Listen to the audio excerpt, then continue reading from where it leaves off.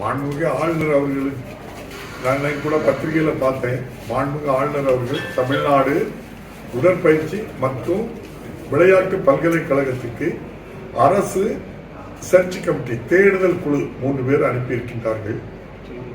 அதை ரத்து செய்துவிட்டு புதிதாக தானே ஒரு தேடுதல் குழுவை நியமிப்பதாக அறிவித்திருக்கின்றார்கள். அதற்கு அவர்கள் சொல்லுகின்ற காரணம்,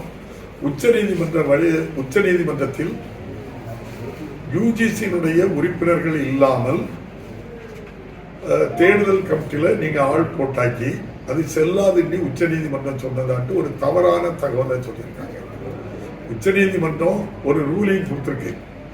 அந்த ரூலிங் 2022 கொடுத்தது. 2013 ஒரு துணைவேந்தர் நியமனத்துக்கு கேரளா அரசாங்கம் திருவனந்தபுரத்தில் உள்ள நம்முடைய ஒரு பல்கலைக்கழகத்துக்கு நம்முடைய முன்னாள் பாரத ஜனாதிபதியாக இருந்த அப்துல் கலாம் பெயரை கொண்ட ஒரு யூனிவர்சிட்டி, அதுக்கு தேடுதல் குழு 3 பேர் அல்லது 5 பேர் அனுப்ப வேண்டும்.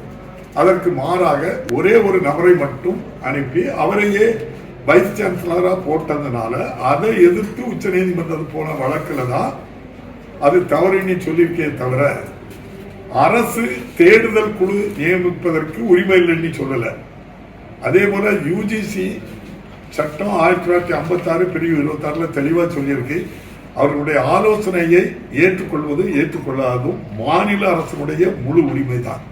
பல்கலைக்கழகங்கள் ஆரம்பிப்பதும் அதை நடத்துவதும் அதற்கு கொள்கை முடிவெடுப்பதும் முழு அதிகாரம் அரசுக்குத்தான் இருக்கின்றது.